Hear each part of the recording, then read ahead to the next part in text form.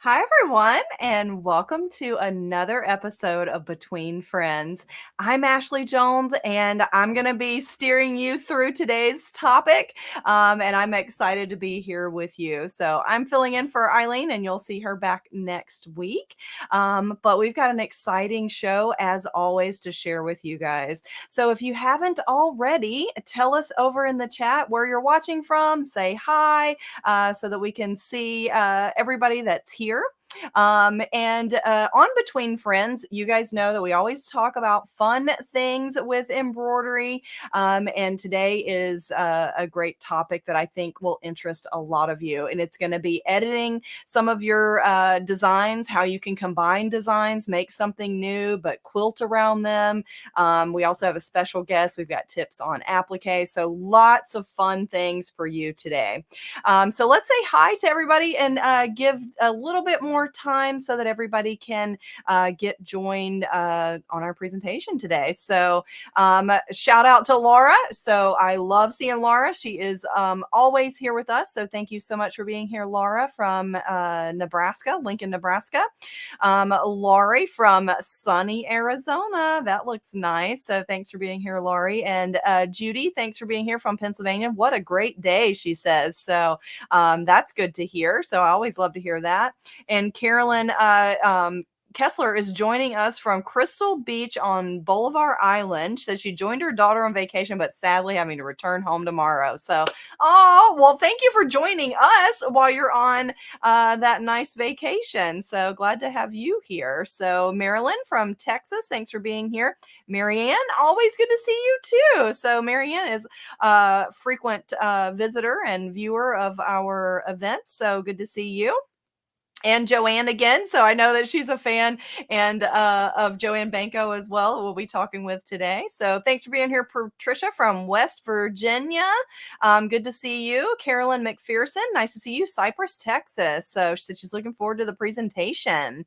And Creative Applique. Thanks for being here, Dawn. Good to see you again, as always. Mary, thanks for being here from sunny Ohio. I love that.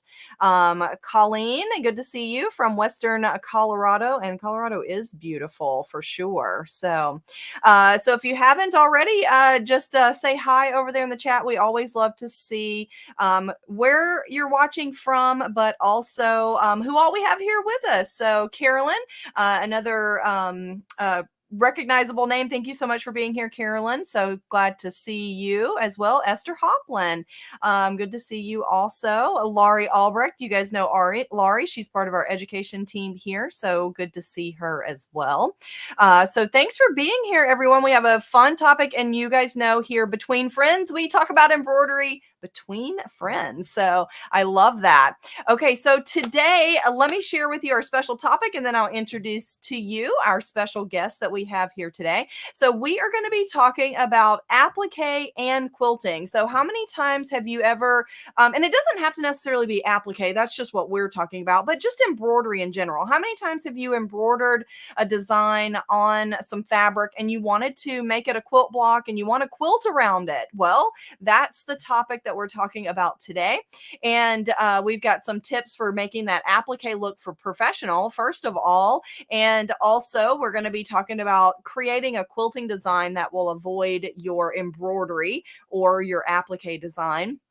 as well, which is always really important. And then you guys know we always have tools that help make the process easier. So we're going to be using a few of those in our project. And I have a bonus topic for you that's not listed. We are going to talk about printing a specialty custom fabric that you can incorporate in your quilt block if you want as an accent or a full block as well. So let me introduce you to my guest, and that is Joanne Banko. You guys know her from Let's Hey, Go Sew, right, Joanne? so good to see everybody today. Lots and Yes. lots of great friends here. Thank you for coming. Yes, absolutely. I totally agree. Lots of people that I know they're familiar with you and us here at Dime. So it's nice to see some mutual friends hanging out with us today. Well, So, thank you for having me. I really yes. appreciate being with you. It's always fun to do something with Dime and with Ashley. I definitely agree. I so love working with you. I feel like you and I are kindred spirits, I right? know. We've talked about this Yeah, before. And so it was very easy to just chat and enjoy each other's company. But of course, we love embroidery and sewing as well. Uh, absolutely. so so Joanne, today I'm going to let you talk a little bit about this topic. So I'm wearing a particular shirt here that is from your collection I that you love it. collaborated with Dime on making. So tell us about this collection here, and then I've got a couple more slides with some images too that I'll Okay. show. Great. I would love to tell everybody a little bit more about the Just Jackets collection. I like to tell people it really was a dream come true for me to collaborate with Dime and create this. Sometimes you have something like flowing around in your mind for a long, long time, but it never really comes out and has a life of its own. Well, that's how it was with this. I love embroidering on jean jackets. I want to know in the chat if you feel the same way. I love embroidering on everything. And today you're going to see multiple options for using Yes. this collection. We could almost call it just jackets and more. I But love that. I love that so much because I have some and more samples I'm going to share, and I know you do too. that's fabulous. Yeah. But really, the initial idea was because I love to embroider on jean jackets. When I look at a blank jean jacket, I think it's begging for embroidery, like embroider me, please. And yet, when you look at the designs that are out there, they're generic. So I wanted to put together a collection, again, collaborating with Dime, that would have all of the pieces and parts that would go on all of the places and all of the spaces that you see on a typical jean jacket, which would Love be that. center back yoke, front yoke, and even cuffs and between the buttonholes. So this collection really does include all of those elements in a multitude of ways that you can use in all those places and all those spaces. Yeah. So it really, like I said, it's well suited to jean jackets or any other jackets and garments, obviously as well. I've been known to take trim and sew it on a shirt or a jacket and make it into a faux yoke just by adding Oh, trim, and then you could add to that area as well. But very cool. um, Yeah, and besides since I live in Florida, we don't wear a lot of jackets, although I do wear them to restaurants because the air conditioner is always freezing and it's, yeah, smoldering outside.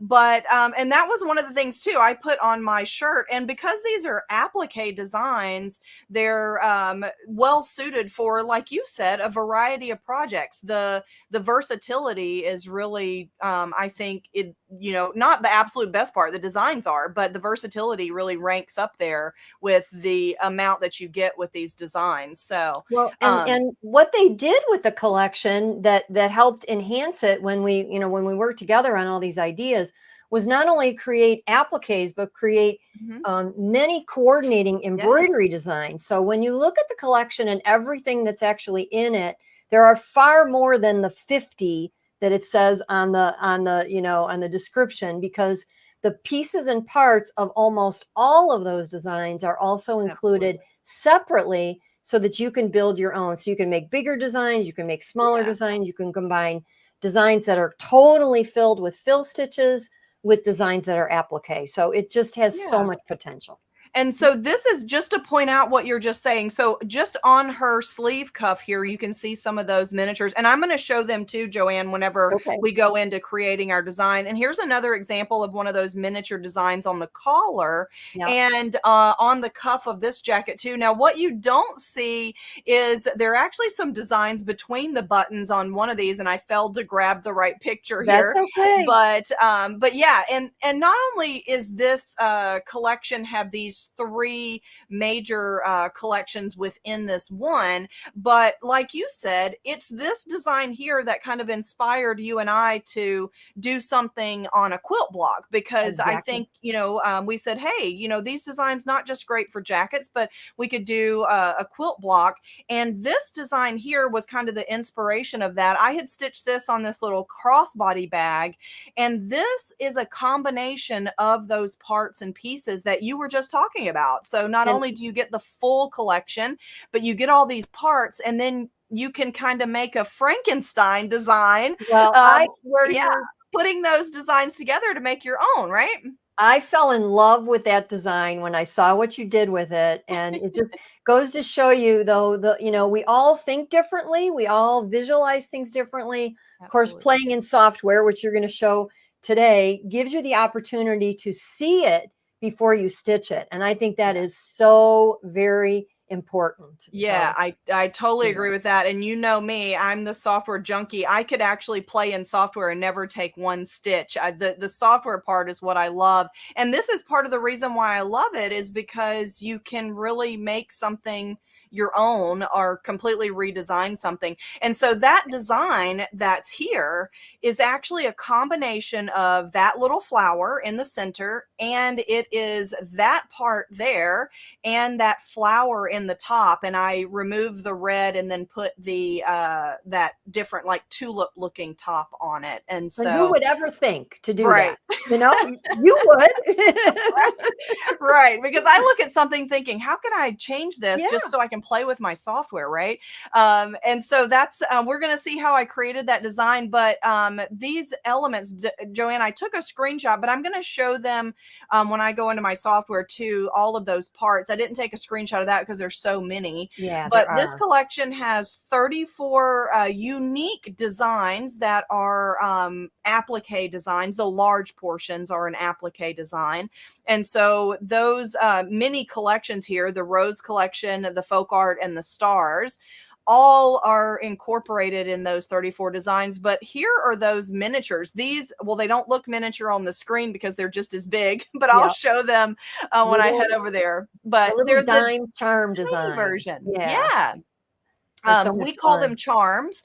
That's our term for them, but miniatures. And so tell everybody again some of the things that you could do with these miniatures. We saw a couple, but tell some other things if you've got any other ideas for the Oh, miniatures. sure. Well, for one thing, I see one little question that I wanna Yeah. highlight for a second. Carolyn McPherson says she wants to embroider on a jean jacket, but they're so expensive, and she's worries about risking messing it up. So let me give you Ooh. 2 tips for you, Carolyn, and for everybody else here.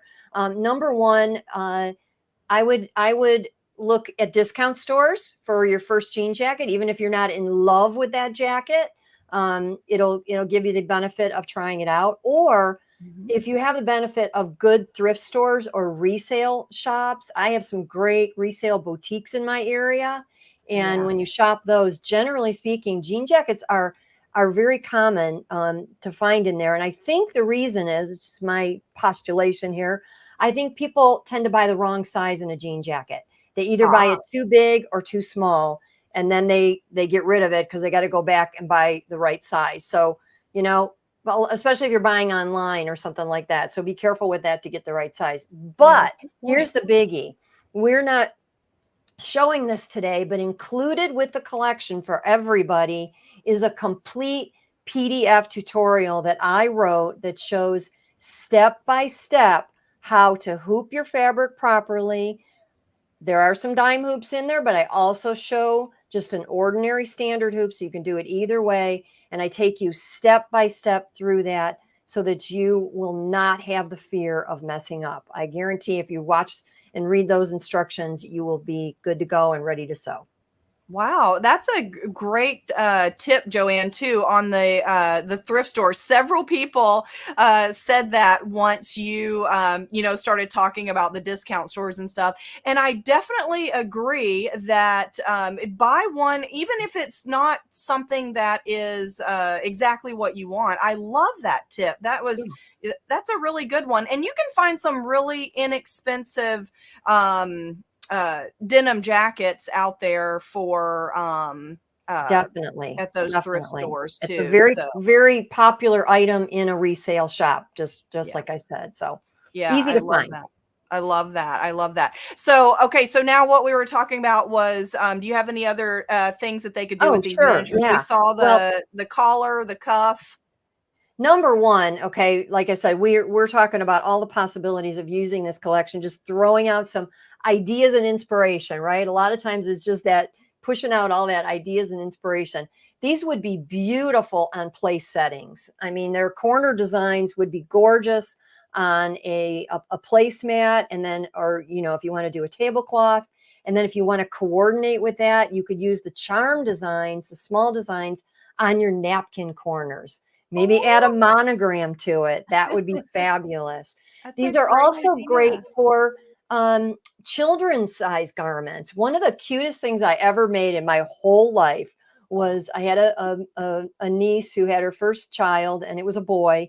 We had a lot of girls in our family, so I always struggled with what in the world do you make for a boy, for the baby shower. I wanted to do something really special, so I embroidered a baby size boy's jean jacket. And Oh, now I didn't use flower designs, obviously. I put a car on there. And right. lo and behold, this child is now in college. And believe it or not, he's being trained in something that's related to sports cars. So Oh, we were talking about it recently. He said, "Oh, it's almost like that jacket you made was infused in me somehow." But oh, I so those love little it. designs can be used for children's garments as well. And they also make great borders. So if you want to do something on a small, narrow area, string them together and create a border. That's just a few ideas. Oh, I love that. I love the border idea, which actually brings me to this because what we're going to be talking about today, they could do what I did with an embroidered border. So today, Joanne and I are going to talk about using one of these designs to make a quilt block. And in this example, I'm going to show you how to create that design using the Just Jackets design collection. It is a combination, as I mentioned, of several blocks. So I'm going to show them how to make that. We're also going to see how to use software to create that stippling or that meandering design to go around an embroidery design. If you have ever wanted to create a design that avoids your embroidery, then I'll show how to do that. And then Joanne, I know that you did something similar, but used your embroidery machine to do so. So there's a multitude of Exactly. ways Yeah. to be able to create that. And then those borders, what I did was I created a repeat of that little flower that's in the center, but I created it as an artwork print instead of embroidery design, and I printed it on my printer and incorporated that as the sashing in mine. And then Joanne, she's got something to show you where she did a print and she filled an entire block with it. But right there, Joanne, where I did the print, we could have embroidered a row of those little charm flowers that I used You in the got it. center. Yeah. So, very good point and very good segue to what we're talking about today. I love that. So, I think, Joanne, I'll head over to software. We'll get started. I'll head over to my software, show how I created the repeatable pattern. And I'll also make one that's a block size because I know that's what you use. So, I'll show them my strip and your block. And Okay. then, whenever we reconvene here, then you and I can talk about how you printed versus how I printed to give some people ideas of how they can incorporate this into their project. So And sound good? I'll show off my blocks too. So Yes, yes, yes, yes. all right. I can't wait O- to see the software because that is Okay. Like Sounds good. And we I'll show those parts too. So, okay. So guys, I'm in my Dime software. So Embroidery Toolshed. And let me open up the collection here. So I'm going to do show contents. That will open up this page that shows me all of the parts. So when you purchase the Just Jackets design collection, you get all of the 34 applique designs, just as Joanne said. You get the miniatures. That's what these are. And they are really small, like 50 millimeters, it says here, which is like about, just a couple of inches. So they're really tiny. So we know 100 millimeters is round about 3.9. But you also get what we call parts. So look at these different parts. So these are all the components that make up those full designs. Now, I can stitch these all by itself. If you needed, say, just this rose without any leaves, you could stitch it. But you could also use this design and merge it with the leaves of your choice and these other elements. So that's the beauty of having all these parts and pieces. Like Joanne said, you could fill up any area on your jacket that you needed to because you have choices, okay? So I wanted to show you that because I'm going to be using the parts coming up here in this demonstration. So this piece right here, this is one part that I'm using. And for our printed fabric, what I did in Dime software, depending on which piece that you have, I'm using cut and stitch today. I can convert this to artwork. So this means there's no stitches. It's just artwork shape. And I'm going to ungroup that. And I'm going to delete this extra area here. And then I'm going to fill these in so we can see. So I'm going to fill this in with my color over here, my properties, and choose my fill. And then I'm going to say send that to the back so it's behind the other parts. And then the center circle part. Now for mine, Joanne did a more traditional color, but I did this like turquoise blue and orange because I had actually seen it in a high-end store on a purse, and I love the colors, and so I just really wanted to duplicate those colors. So I'm going to fill that in. So I use this kind of orange, turquoise, blue, and navy for my color combo. Now this design is just artwork. There's no stitches in here whatsoever. So I wanted to show you how we created our print for the two different types of print that we did. So I'm just going to use my repeat tool. This is in cut and stitch, and I can make a bunch of repeats here, as many as you want. Okay. And then click OK, and it'll add that to your workspace. I'm going to change this over into inches here. Now, Joanne made her block 7.5. So now I can go over here to the size and I can make it exactly the size we need it to. She did a 7.5 by 7.5 for her 8-inch block. Now, what I did, so she printed this. Now, she's going to talk about how she printed, but what she did, she needed a JPEG image. So I'm in my cut and stitch software, and I can click File, and I can click Save as Image. When I do that, look at the file type here. It's a JPEG. So if I click Save, it saves this image as a JPEG file. Okay.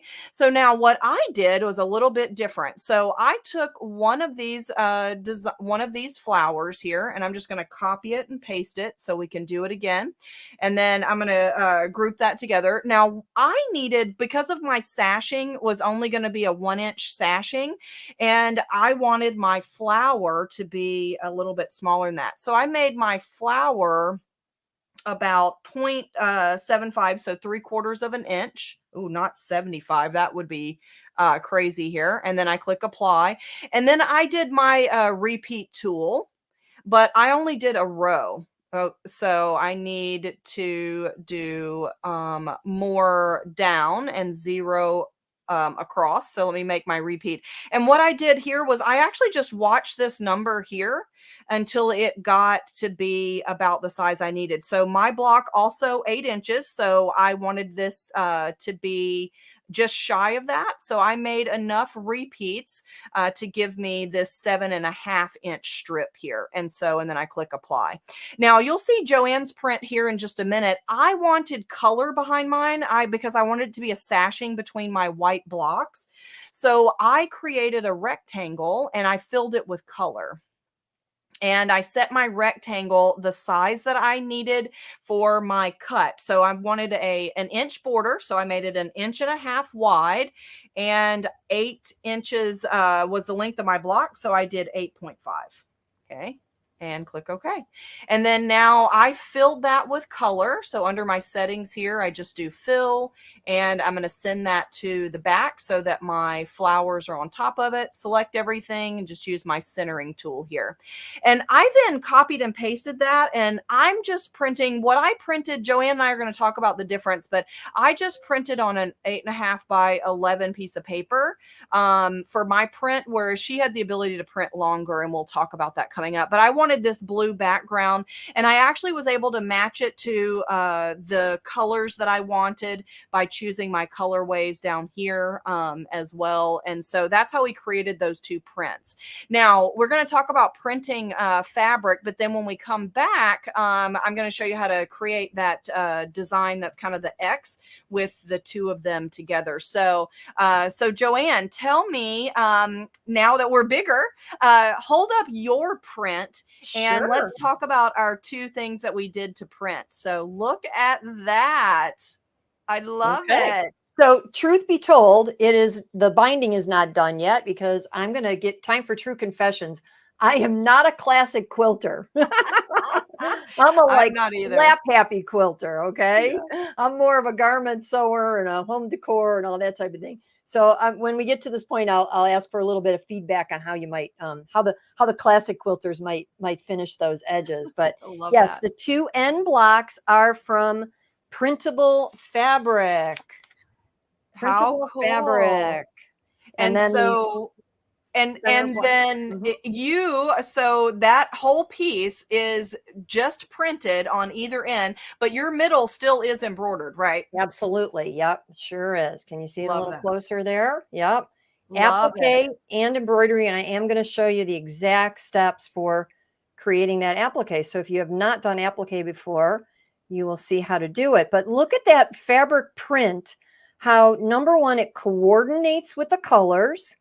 And it's a custom piece of fabric. So if I went shopping for fabric that would perfectly match this, it would be very hard to find, number one.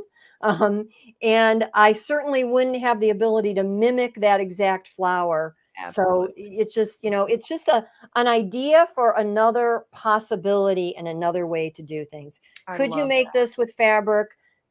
that. Purchase fabric? Absolutely. But if you have the tools in your toolbox, you need to find a way to use them to make them worthy of being in your toolbox. Yeah, I So, love that. I love that. and So this is something anyone can do. we created the JPEG over there because you needed a JPEG. And so tell them what you printed on to get your fabric print, and then I'll tell what I did. Okay. Yep. Because again, it's all about options. Now, this looks like a standard piece of printable fabric.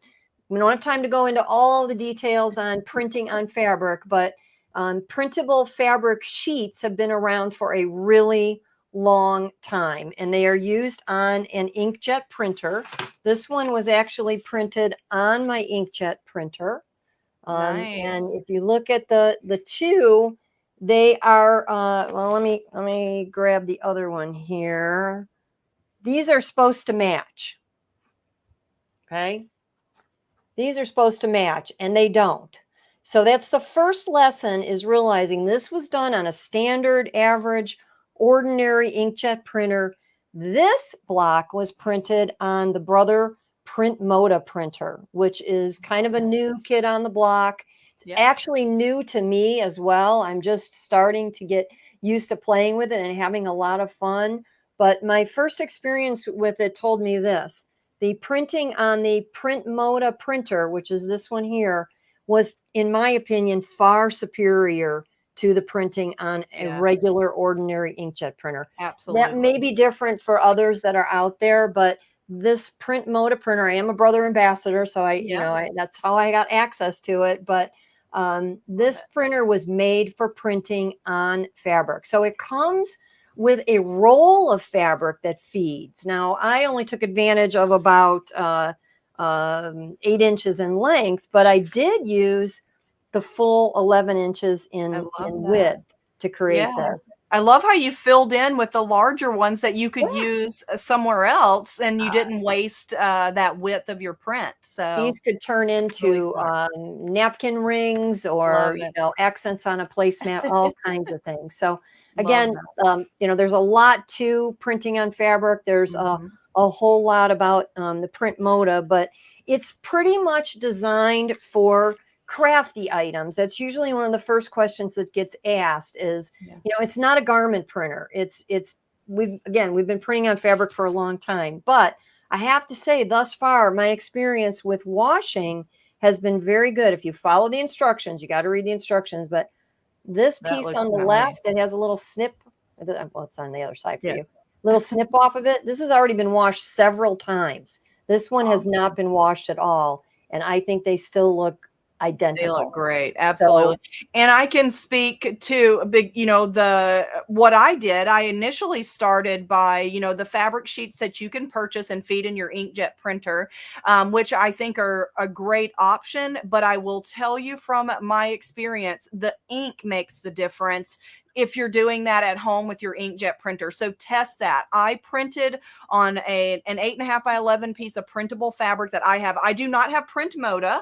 So we were just doing two different ways, Joanne and I. And so I printed that, but I wanted to make sure the color was going to stay before I put it in my project. So I followed the instructions, which told me what to do to preserve the color. And it says in the instructions for those printable fabrics that your ink may not stay. And so to test it, and I washed one wash and my orange and my flowers turned to yellow. So I even tried a different brand, but I narrowed it down and I decided that my printer, which is not meant for fabric printing, I was just taking a chance.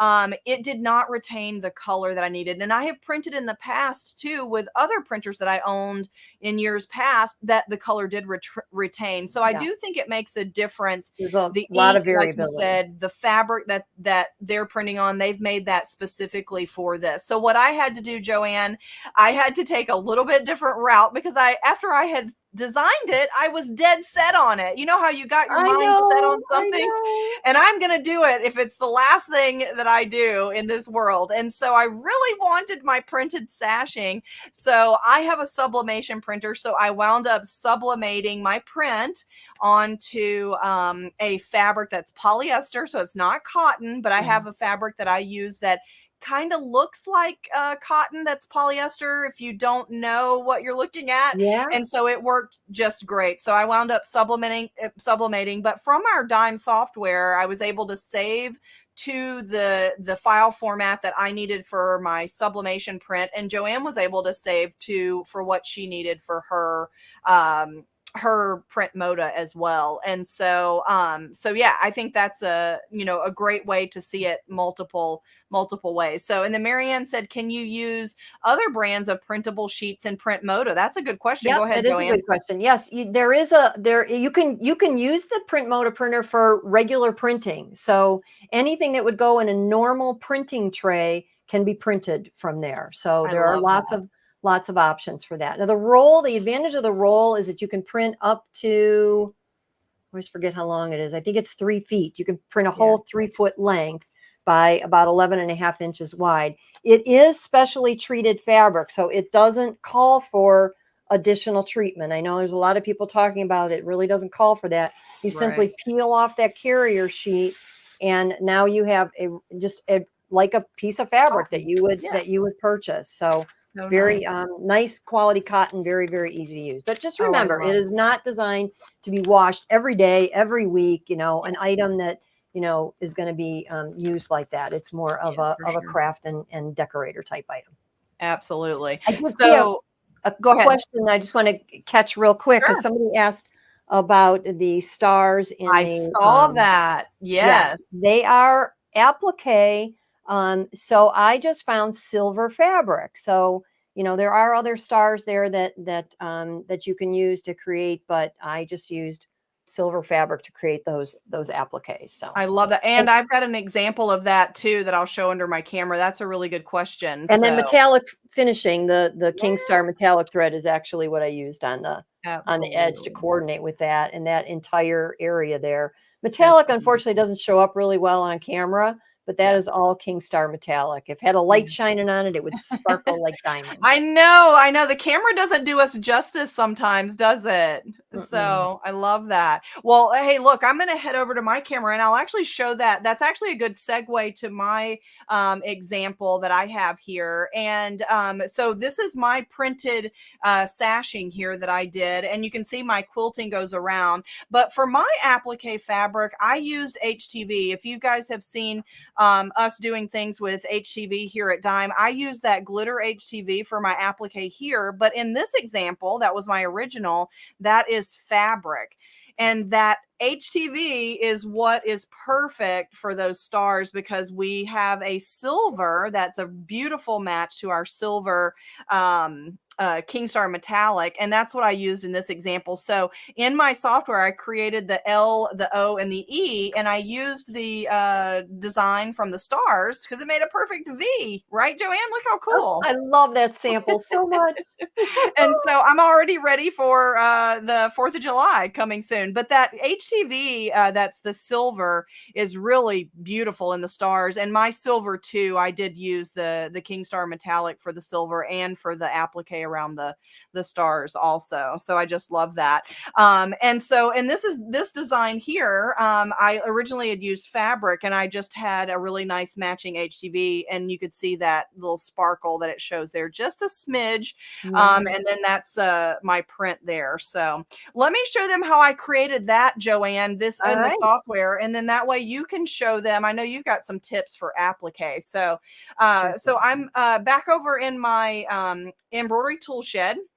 And so to create that centerpiece here, again, I just use the part. So here's the piece that I used, and I removed this top part here. I didn't want it. I wanted to replace that with the tulip, so I just deleted what I did not need.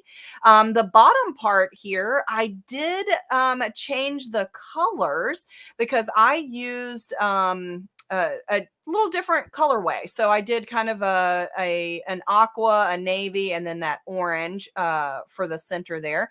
And then now let's bring in our top part. So I've got this piece. I just need to rotate it and put that right on top. And then that center purple part, I'm just going to change that color. I used more of like that the orange, sorry, not the navy. Let me go back to that orange to give it kind of that pop of color. And of course, when you're at the embroidery machine, you can change this, thread, but I'm a real visual person. I just really love to see what it's going to look like before I get stitching. And so there's my design. So I'm going to group that together. And then look how cool this is. I mean, this could not get any easier with the reflect tool. I can just set to a 45, and is that easy or what? I just created that design that simply.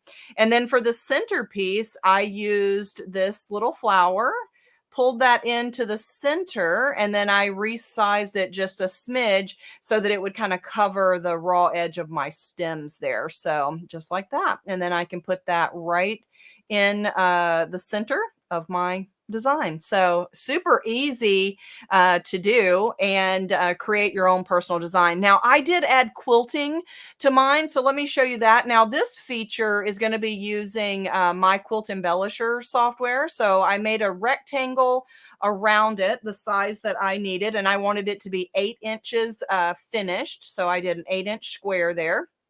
I'm going to select my design, group that all together so I can center everything. So if I select everything, I can just press this one button and it'll center everything for me. And now around my design, I need to create an outline. So I'm going to do a right mouse click under utility, say create outline. And the outline, you can set whatever distance you like, but it's going to create an outline so that I can make it kind of like a barrier so my quilting doesn't go through. So now I have that outline and I have my square here. Now, my Quilt Embellisher has built-in quilting fills, and so I'm just going to use the stippling. And look here how it's gone all the way over my design or underneath, it would be everywhere. So I'm going to do an undo, and I'm going to select, I'm going to do fill this in so that we can really see what's going on. You don't have to fill this in. I just want you to be able to see what's happening. And I'm going to send that to the back. And now I'm going to choose that outline that we created around our design. You can see it highlighted, and select the block. And when I do the combine option, look how it does kind of that cookie cutter effect. So now when I turn this into that stippling, it will avoid my embroidery. So isn't that cool? And I can I love it. adjust this to whatever it needs to be if you want it to be a little bit more spaced out, just like that. So, but this is a combination of cut and stitch software that I used, Joanne's collection, Just Jackets, and my quilt embellisher. Now the little tulip flower, that's an applique. And so, Joanne, I know you've got tips on applique and stitching it and prepping the fabric. So I think this is a Yeah. good segue for you to show that. So Okay, let me take it let me away. do that. I have all those steps ready for you. So let me just switch over to my work table there. Okay, I think you can see that pretty good. Yep. All Perfect. righty. So just a little baby block for today for the purpose of discussion. And I have actually stitched out all of the steps. Now you notice I am using my dime snap hoop, and we're going to talk just a little bit more about that in a few minutes. But I do love the snap hoop, and I have a variety of sizes, including my little baby 4x4, which still gets a lot of use. So stitched out the sample in here. So what I want you to see is, first of all, fabric prep. So I am a huge fan of the dime Fuse Me paper-backed fusible webbing. It's a mouthful to get out, but many of us have been using fusible webbing for many years, and there are a lot of products out there right now. So I have experimented with just about every single one of them, but I have never found one that I loved as much as this. And I'm so sincere in what I'm saying here. And it's because it has the lightest weight fusible that I have ever seen anywhere. So I'm going to peel back the paper that I've actually, this is where you wish you had fingernails. And I want you just to see, when I peel that back, how soft and flexible that fabric still is. So when this is fused in place, it does not take on the cardboard feel like you see with so many fusible webbings. It's a very low melt. So just about, I think it's 10 seconds with a warm iron, and it will bond to that fabric very readily. I have used it on a multitude of fabrics, both cottons and synthetics, with great success. So that's the first thing you're going to do, is prepare your applique fabric. Now, how do you know what size you actually need? Well, that can be just a little bit tricky. So with the applique process, you see I've got everything numbered here. So step one in the applique process for virtually any applique, sometimes there are multiple applique pieces, so it may stitch multiple outlines, but obviously this is just one tulip. So it will stitch one single outline, and that is actually your placement stitch. What that does is shows you where your applique fabric needs to go and how big it needs to be. So I've got the next one ready with the same placement stitch, where I would literally put down the fabric. But I want to give you a great tip here, because trying to figure out the size is sometimes tricky. Now, remember, this would normally be on your machine, all, in your embroidery mode, ready to stitch. You certainly could take it off the machine to handle it and to do any trimming if you like. But remember, if you do that, to never, ever touch any of the fabric in the hoop, either from the underside or the top side. So keep your fingers only on the frame. That way you don't risk accidentally pushing out the fabric and distorting it. So Once it has stitched that placement line, again, it's time now to put down our applique piece. And you could kind of go, oh, like, what size do I need? You could certainly measure it.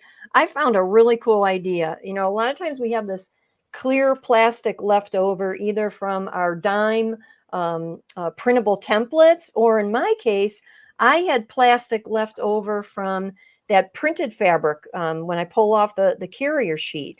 So I got a brilliant idea. I laid this down. I took a permanent marker. Make sure your marker doesn't smear. It even actually works just with a mechanical pencil. And I just roughly traced around my applique and then added a margin of about 1/2 inch all the way around. So you always want to make sure you are not skimping when you're cutting an applique piece, because if you do, and you'll run the risk of not having enough to catch when it does that next step. So that's exactly what I did here. I just simply laid that plastic on my scrap of fabric that told me exactly what size I needed. I would then just simply peel off that paper backing. And again, sometimes you got to fuss with this a little bit. I don't have good, beautiful, fancy nails. That would definitely help. But peel that right off. And the fuse me, it has a, fusible quality. So I'm not going to fuse it yet. I would simply lay that down. That would cover the area. And you can see I've got plenty of margin there. And then the next step, it would stitch the actual applique cutting line. So then I would take normally my beautiful curved tip scissors that seem to have gotten buried already. Does that happen to you in your sewing room? But then I would actually start to trim this. So I highly recommend a pair of really sharp curved tip scissors. Seem to work the best for me, but you're going to cut up right along that outline. Yes, I already know some of you creative thinkers are saying, well, couldn't I cut that with a digital cutter? Absolutely, positively you can. For me, if it's an easy cut and I'm only doing a few, I opt for scissors just because for me it's a little bit faster. But you do want to get in and clip in there. So another little tip for you, if you're having trouble getting either around curves or into corners, is instead of trying to trim all around that edge at once, slice into it. So for this case, I could slice right into that point, and then I've got like a little little flange that I can hold on to, and I can trim that extra piece away very, very easily. Now, I will tell you that in this particular collection, the digitizing is so well done that if you're not an absolutely perfect cutter, it's going to cover that beautifully. So don't worry about that. And then my next step would be the last step, which is the finishing. And the finishing is going to possibly add additional details to that applique, which we would want on top of the fabric. So that's why it's stitched at the end. And then, of course, the tack down and the finish for the satin. So it's as easy as that, and you are done with applique in no time. It is just, it's so much fun. It's so much fun to do applique. Yeah, and another thing, you talked about having excess fabric there, or not excess, but just having plenty.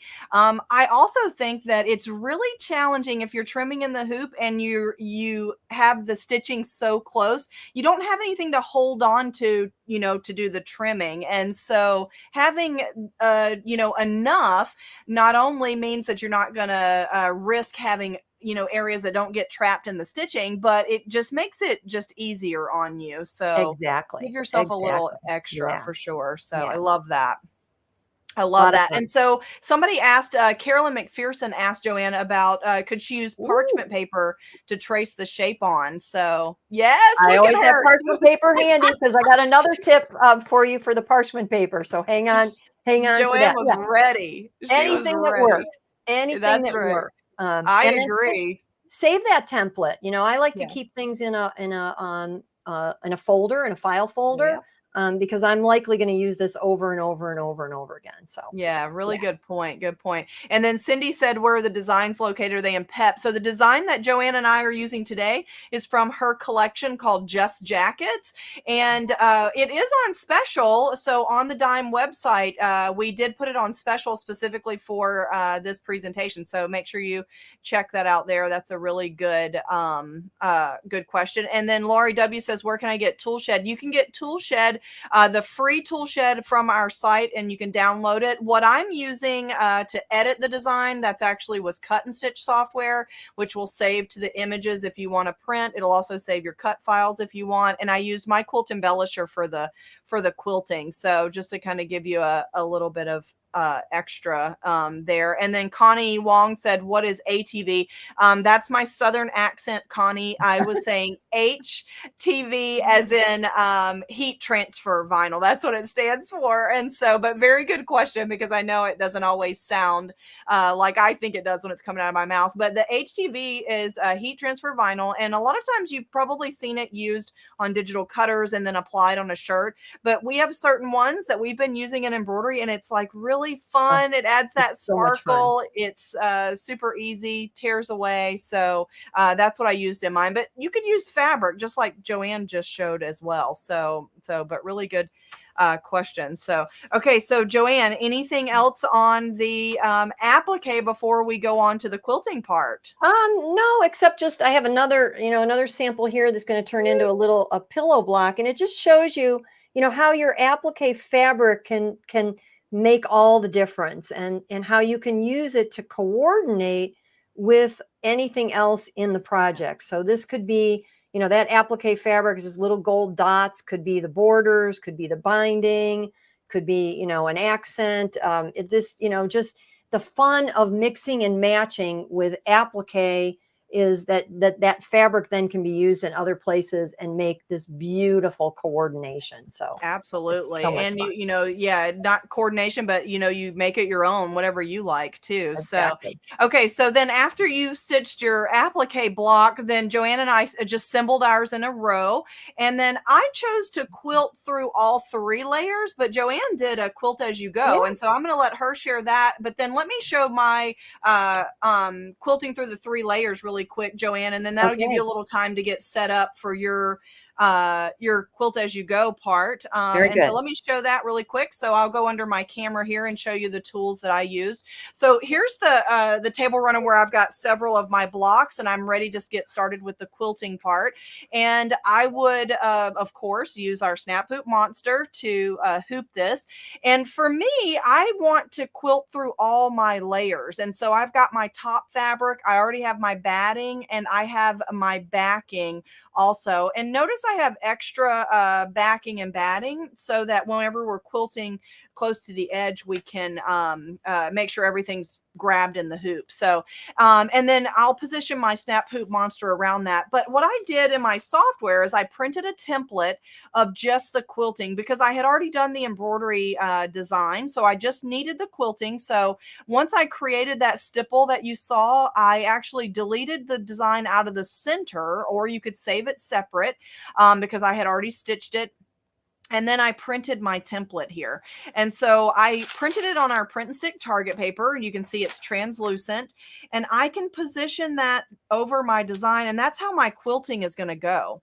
And because of that center crosshair, I can position my needle to line my design up right in that spot to get it quilted. So I would hoop this all 3 layers. So put this down on my area here. Oh, I've got my extra fabric folded up. So let me pull that so I don't accidentally get that in my hoop. And then you would just position that over your hoop, and then take your magnetic hoop top and put that into place. Okay. Now I would use, let me pull that up a little bit and pull my hoop down to get it a little more centered. Doesn't have to be perfectly centered, but I definitely like to use my snap guides to make sure that I'm square in the hoop. Okay. So I can position my snap guide on the same mark. And oh my gosh, that never happens. I am like almost perfect. Look at the amount of blue that's showing on my snap guide there. And so the snap guides come 2 to a pack. So you do have to make sure you choose the one for your hoop. And it gives you a length and a width of your hoop, so you can check both directions to see if you're square in the hoop. So I'm just using one right now. I do have another one that's a little bit longer for that direction.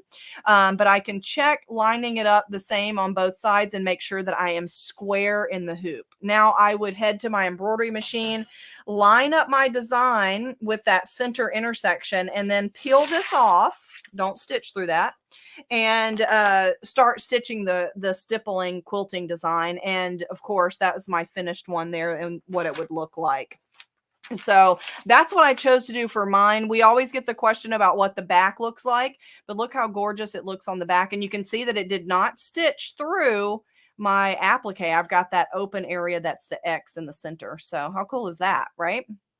Okay, so that's what I chose to do with mine, and I've got to get it finished quilting. But Joanne did a quilt as you go, which I think is phenomenal. So, Joanne, I'll let you take it. I'll monitor the chat and see if we've got questions while you are showing your quilt as you go technique. That would be great. I'll do another little switcheroo here so you can see me at the machine. And I want to share a few extra tips before I actually show that super fun, so easy, wonderful quilt as you go method. Again, especially for a non-classic quilter, it's just it is the bee's knees for me. So let's first talk about maybe a little bit of what you might want to do and what you might not want to do. So let's look again at my center block that was filled with stipple fill. And this one was actually created like directly using the fill option on my particular Brother machine. You may have, other options, but you saw Ashley do it in software. And Ashley always does such a great job of showing us the beauty of software and how it makes everything so perfect, seeing it before you stitch it so that you know what you've got before you sew. So you can do it either way. But yes, if you look at the back, I chose to do all of my embroidery and applique work before I did the stipple fill. And what I'm dealing with here are pre-quilted blocks. Each one of these blocks is totally quilted before I join them together. That's the whole method to the madness of this quilt as you go technique. So that's why I did mine that way. You can see my two end blocks. These I actually stitched on the printable fabric, just using a straight stitch on my sewing machine and doing, kind of a little star from corner to corner, side to side, horizontally, and then top to bottom that way. So it's very easy to do that way. I would say that from my experimentation, I have found that with the printable fabric, I prefer less quilting rather than more. Now, there's a few reasons for that. Number one, this printable fabric design is so rich and so beautiful that I wouldn't want a lot of busy stitches over the top of it, kind of taking away from the star of the show, which is that pretty print that that Ashley was able to create as a JPEG. So I just prefer to do it very, very simply. But I love, in the case of embroidery and applique in particular, having that stipple fill go around the outside. So let me tell you how I actually would quilt a block like this if I did want to do it using software, because you certainly could use software to make a very simple design like this. You don't have to do stippling. There are lots of options.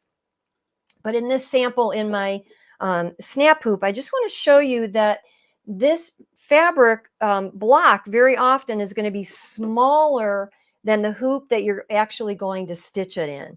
So I'm, again, as a non-classic quilter, I am a big fan, especially for the types of things I'm doing, which are, tend to be table toppers, home decor, placemats, things like that. I'm not going to enter this in any kind of a quilt show. I love to use fusible craft fleece. So it's got a great glue side on it, and then it's just got a nice thin batting. You can use standard batting if you want to, but I like to have everything fused together. So you can see that my printable block here, or it could have been, any other block, is pre-fused to this fabric. Now, what happens though is that I need to cut this a little bit larger so it will fit in my snap hoop. We need to have all of that fabric snapped in, so everything has to be at least the size of the hoop plus a little bit of extra margin. So this is where we talked before about the parchment paper. And I'm not at my ironing station, so you'll have to like kind of, pretend with me here. But what I do is I take this piece of fusible fleece, I lay it with the glue side up, and then I take my block. Let me grab my fabric block here. And I put this on top, and I've got all this glue sticking out, which we all know, it's happened to the best of us. If your iron touches that, even for a brief moment, now you got a gunky iron. So here's where I use the parchment paper. It's cheap. I buy the discount store brand. It has a really like a Teflon sheet quality to it. If you have a Teflon sheet, go ahead and use it, but I don't have a Teflon sheet this big. So I simply go to my iron, I cut this so that it completely overlaps that fusible fleece. I iron that in place, and then I can have my block fully hooped in my dime snap hoop. Okay, so that's how I would do that if I wanted to actually quilt this block. But again, I did all of my stitching was done just through my layer of fabric with the fleece. Once I completed all the applique, like I did on this block, then I simply layered my backing on. So I would just take my fabric that I chose for my backing, and I would simply float it on the back. So let me just grab these two together, trying to make this work. Okay. I would just float that underneath. It also allows you to be a little bit more frugal with your fabric, so you can layer a big piece under there and then cut off what you don't need. And obviously this is creating a larger size block, but that's the beauty of having dime hoops in 4-inch and 8-inch and 9.5-inch and every inch that you might use along the way. So those are just a few more tips for you there. So let's talk now about actually doing the quilt as you go method. This method is so simple and so easy. I think you will absolutely love it. So I've started by, again, pre-quilting 3 blocks. So I've got my left block, my center block, and my right block. So I can move these away. They are all pre-quilted. If you had stipple quilting or whatever you did, it would be quilted as you like it. And now it's time to join those together with sashing strips in between. So again, if you're a classic quilter out there, if you're an experienced quilter, I'm sure you could teach me many, many things when it comes to quilting, but I like to make it as foolproof as possible. So my sashing strips need to be at least the length of my block. What I like to do is cut them a little longer. So once I've stitched them, I can whack off the ends that I don't need. So I'm going to show you, first of all, what you need to cut. So you need top sashing strips and back sashing strips. So here you can see my top sashing strip, and then I used a different fabric, a fabric that actually matches my side block there for that back sashing strip. So you need 2 different strips and 2 different sizes. Your top sashing strip is cut 1 inch wide, again, by at least the length of your block, preferably a little bit longer so you can chop it off when you're finished stitching. And then your back sashing block is cut 1 3/4 of an inch wide and folded in half and pressed so that the raw edges are perfectly even.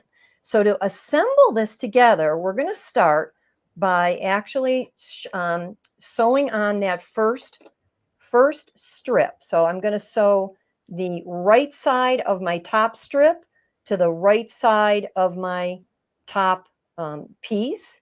And I'm going to also add the backing strip. So the backing strip, again, right sides together and raw edges matching. I'm going to use a 1/4 of an inch seam allowance.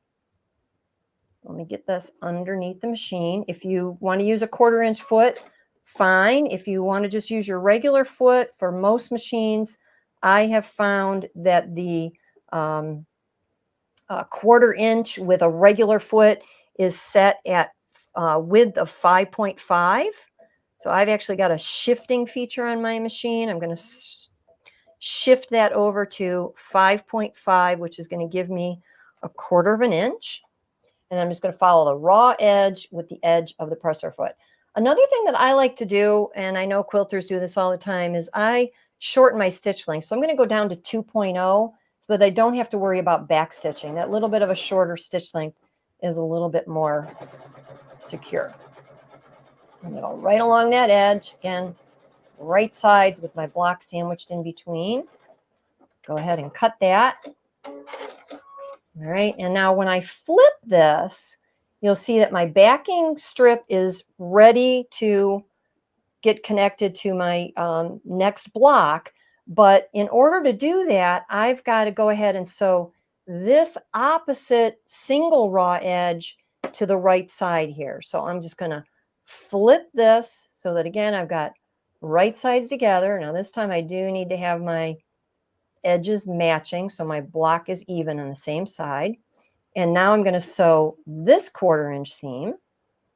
And I will tell you that as I was working on this project, I took photos of everything, and I'm actually putting together a full tutorial. So anybody that's on my email list at letsgosew.com will get the first notice of when that full tutorial is done. So you can follow along here. That's great, but you can expect a full tutorial as well. Okay, so now you're going to see when I open this up, my top sashing strip is completely joined to both blocks. My back sashing strip now needs to cover all of those raw edges. It's so easy. When you look at this, you could tell if you did it the right way because the back side of both of your blocks are meeting together with the 1/4 inch seam and the raw edge touching. So they're just kissing each other there. And then that's just going to be simply folded over.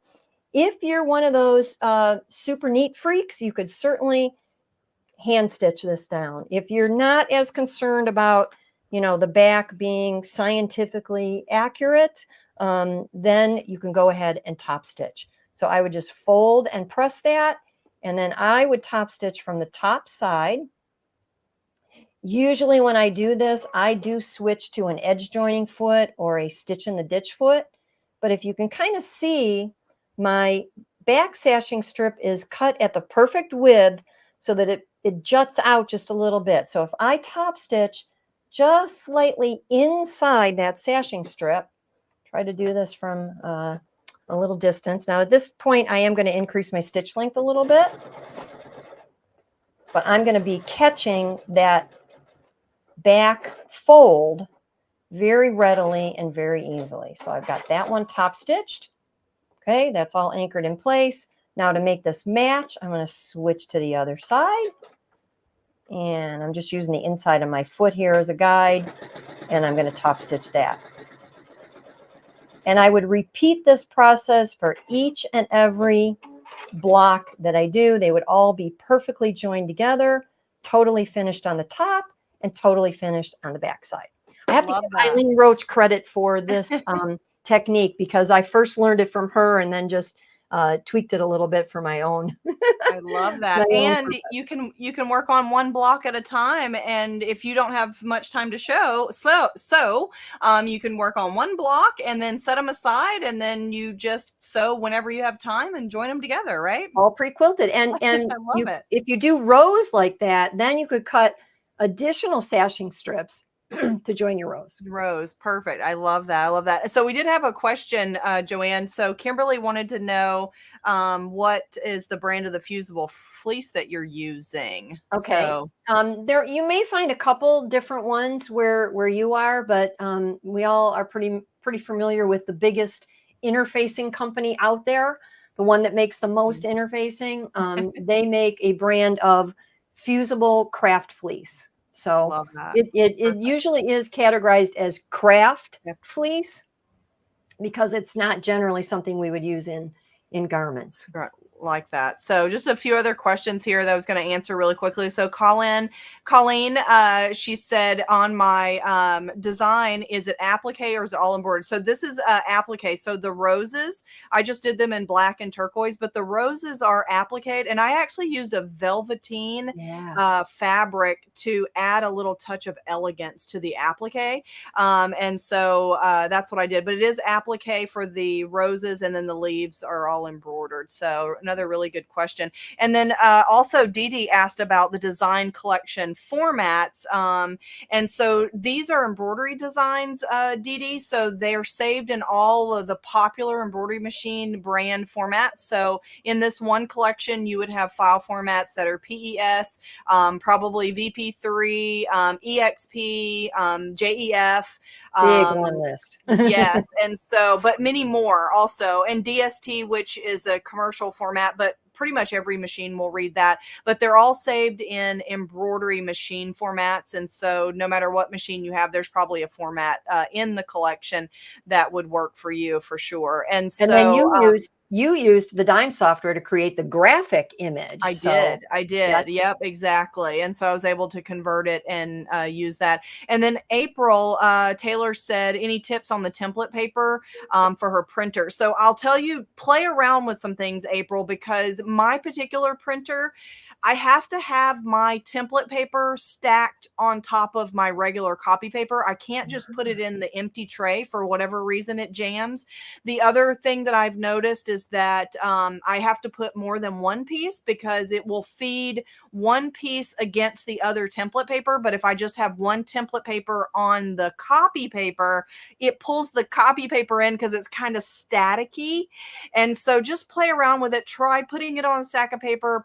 Try putting it in your empty tray. It might work better for you that way. Try making sure you have multiple pieces, not just one piece in there, to see if it'll feed. I had to kind of find what worked best for my printer, and I'm sure that every printer is absolutely different for sure. So, and then Carolyn asked about the largest size for the Viking machines. So I saw that one of our Dime team members answered, but I just wanted to say out loud to everybody, no matter what brand of embroidery machine you have, Dime is always developing new hoops. So just check back with us from time to time. If we don't have the hoop size that you're looking for now, we're always developing new. So just stay tuned and check back. It takes, quite some time to develop those hoops. So just, check back periodically and see what we've got. And then the paper that I was printing on was our print and stick target paper.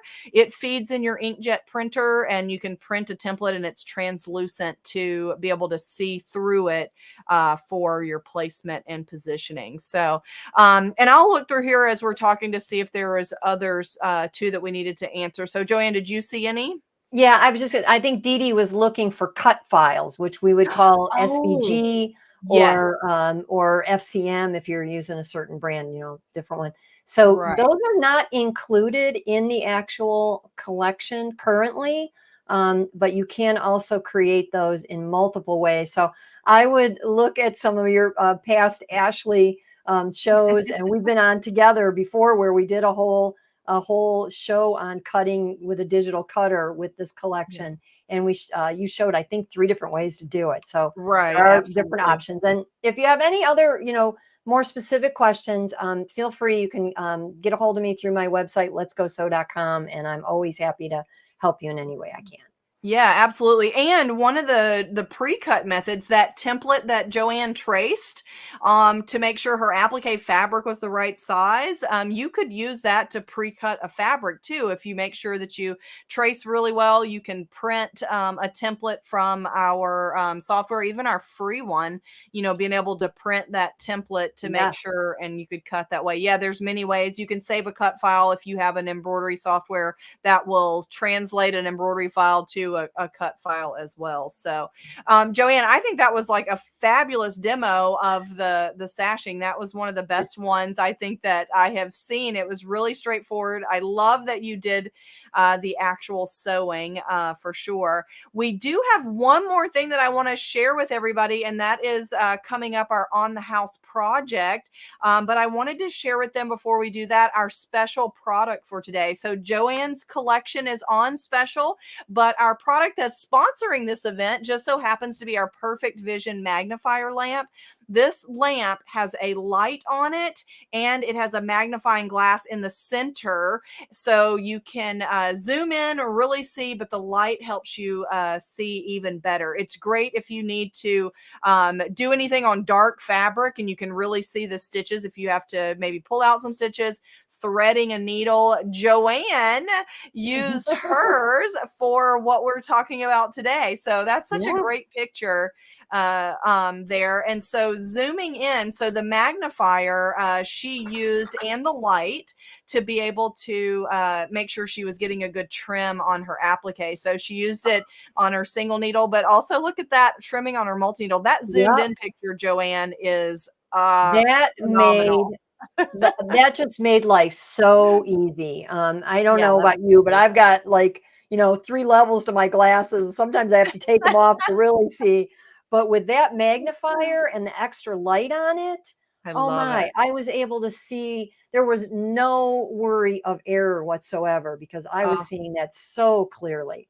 Love, love, love that lamp. I love that. I love that. Thank you for sharing those pictures. That light is good for anything that you need to zoom in. Here's a really good shot of our needle. If you're having to thread manually for whatever reason, but that bright light is really nice to have, and the magnifier as well. So make sure you take care of that special while it's available. So, okay. So next up is our on the house. So Joanne, I'm going to invite Sue on. So if you'll Okay. hang tight just for a bit, and then I'll bring you back on so we can say our final goodbyes at the end. So I don't want you to completely go yet, but I'm going to have you stand by, and then let's bring Sue Brown in, because Sue is always doing our dime on the house project. And since today is the last day of the month, Sue, you're going to stitch that project, have a stitch along, right? This Saturday, is that correct? Saturday, yep. The Awesome. Saturday after you guys release it, and it's at 10 o'clock on the OML Embroidery YouTube channel, and it's always a ton of fun. Perfect. I Always. love that. I love that. I think it's so nice that you do this, Sue. So we give instructions, but man, to see it done live is really so much better than just an image and some words, for sure. So I think it's Definitely. wonderful. And that's why I do everything live. So if I make a mistake, you guys probably You will, can other see it. people would, and you know how to fix Love it, it. right? I love I'm it. not Yes. perfect. I'm I not love it. perfect. I I'm so love that. excited. So just join in just to watch the mistakes. So the bloopers, is that right, Sue? Just join for the I bloopers if guess. you don't want to Yeah. stitch today. I try to teach everyone to be calm when something, I think crazy that's happens. I So, think that's good. yeah, it's a lot. It's all in good fun. We do Yeah. silly things, googly eyes, Yeah, I love that. I love I that. Well, just in case someone is unfamiliar with our On the House, this is a free design that we announce every week on Between Friends. A new one comes out, but then at the last Thursday of the month, Eileen creates a project that uses the design. And so you get a fun little embroidery project to do. And that's what Sue teaches the Saturday following the release. So make sure you check her out over on her YouTube channel it's scrolling across the bottom there, her YouTube channel, so you can find Sue as well. Make sure that if you make anything with On the House or any dime tools or any projects, we love to see and we love to share your pictures. So make sure you share it on social media.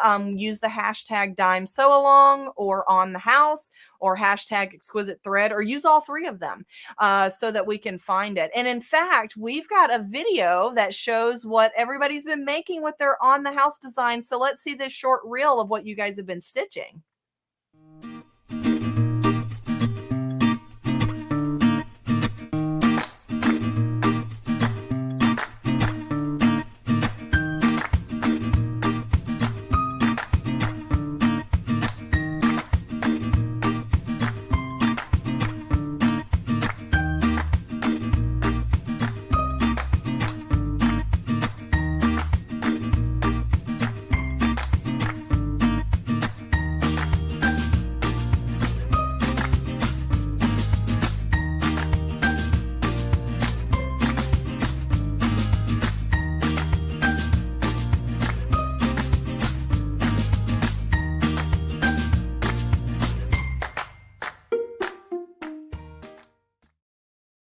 Super some cute. You guys are beautiful so work. creative, Yeah, right? beautiful work there. Those I love that. designs are gorgeous. I My love favorite it. project is still going to be that book, that needle book one.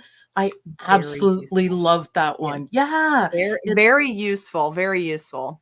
and easy, easier Yeah, than it for sure. looks.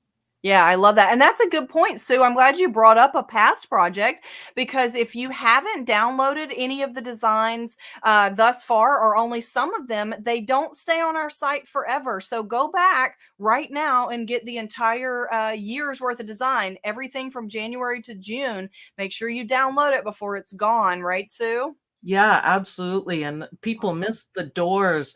Where can I get the I doors? know. Don't you miss it? It's I know, I always know. fun. They're limited time, Yeah. limited time. So, okay, Sue, are you ready for what you'll be stitching on Saturday? I'm so excited. They're always so good. Look Oh, at these yeah. cute little tropical coasters. So these turtles are on coasters. And first of all, the fabric choice from Eileen was spot on because it looks like water. But the turtle is actually an applique for his turtle back. And then it's made into a coaster. Isn't that cute? And again, something useful, right? Yeah, definitely. And you always Yeah, learn something with her projects. It's always, absolutely. even if it's just about color or fabric choice or how to put something Yeah. together, those are super cute. Yes. I like them. Yes, I totally agree. And let me step through the instructions, Sue. And I know that you'll be sharing this with everybody, but I love that she used our sew any shape foam in the coasters because it really gave them, the rigidity so that they stay flat and straight even when you pick them up. So that Good I idea. absolutely loved. So these are your supplies that you're gonna need for stitching your coasters: the sew any shape foam, fusible web for the applique prep. We used our Fuse Me, our no-show cutaway stabilizer by Exquisite, the thread colors of your choice. These are the exquisite colors that Eileen used in her design. And you'll need fabric for your coaster. That was her water-looking fabric. And then the applique fabric is the turtle itself. So when you start stitching, you'll stitch a placement stitch on stabilizer only. So you'll hoop the stabilizer, stitch the stabilizer, or stitch on the stabilizer only, the color number 1, which is the placement stitch. And then you'll add the foam piece. And I'm pretty sure that she had set the size for the foam so it was just slightly inside so that your seams aren't too bulky, which I think is another really great idea.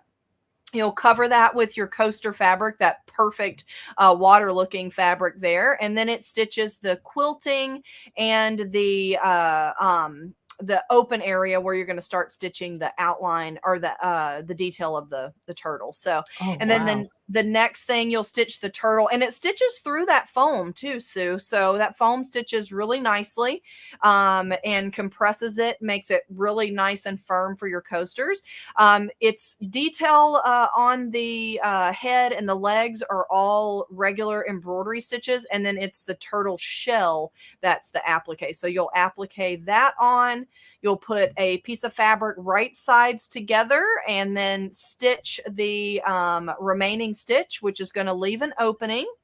You'll then turn that inside out after you remove it from the hoop, well, and trim away the excess, then turn it inside out, give it a good press. And then Eileen just edge stitched hers around to close the opening, but you could also use a strip of your Fuse Me to close that opening if you want as well. So, but how cute. What do you think, Sue? I can't wait till Saturday. I know. Those are adorable. I'm gonna have so much fun picking out the fabric. I Yeah, love that. I yeah, they're love it. really, really super cute. I think everyone's gonna love it. Yeah, absolutely. I totally agree there. So, well, Sue, thank you so much for joining. I really appreciate you being here. I love that you're always here and ready to do the project and share with everybody how to do it. And then I'd love to welcome Joanne back on so we could say our goodbyes to Joanne. So, Joanne, thank you so much for being here and sharing this last hour and a half ish with me and your tips tips on stitching our little table runner. So I really It's so appreciate much you fun. And it's being nice to here as meet you, well. Sue. We've never Nice to been meet on you. together Oh, before. no. So Oh, I wow. noticed that. Thank you. we'll have to work on that. Yes, Well, definitely, yeah. definitely. Awesome. Very cool. It's where between friends, it's where we talk to friends and we make new friends. Absolutely. We make new Absolutely. friends. For Well, sure. I next noticed week, go ahead, Sue. sorry. Sorry. I noticed my OML gang is Yeah, there, so I'm just gonna say hi, say hi. guys. Thank Yes, you. and They're as you always here to should. support, and they can't wait. Well, So thank you. many We great appreciate friends. them. Yeah, we appreciate them being here as well. So next week, Eileen will be back with you guys. So make sure you come see her. Same time, same place on Thursday at 1 p.m. Central. So she'll be back with something fun next week. Make sure you do take advantage of the special of the Perfect Vision magnifier lamp, and also Joanne's collection, Just Jackets, is on special too. So check out both of those and use that 75 free ship if you reach $75 free shipping to US address orders. So, okay, guys, one last time, I just wanted to say thank you so much for being here with me today. It is always a pleasure to share the Yes. screen with both of you. Thank you. So, Thank yeah, thank you. you. And Thanks to until we have everyone for another one, being here. yeah, thank you. Until we have another Between Friends, we'll say bye for now. Thank you all for being here.